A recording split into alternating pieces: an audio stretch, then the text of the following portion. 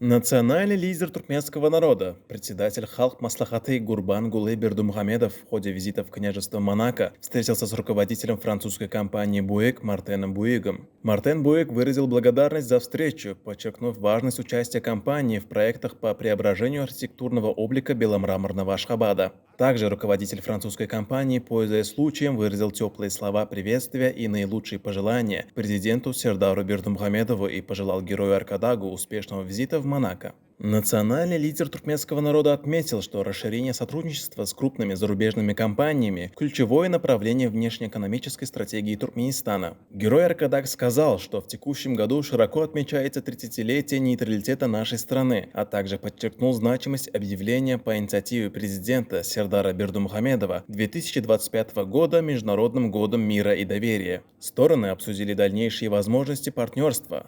Мартен Буик подтвердил стремление укреплять позиции на туркменском рынке, высоко оценив вклад героя Аркадага в реализацию проектов. Председатель Халк Маслахаты Гурбангулы Бердумухамедов подчеркнул важность инновационных технологий, экологической безопасности и качества строительства, выразив интерес к сотрудничеству в сфере цифровых систем. В завершении встречи бизнесмен выразил искреннюю признательность герою Аркадагу и главе государства Сердару Бердумухамедову за оказываемое компанией высокое доверие и заверил в готовности продолжать плодотворное сотрудничество.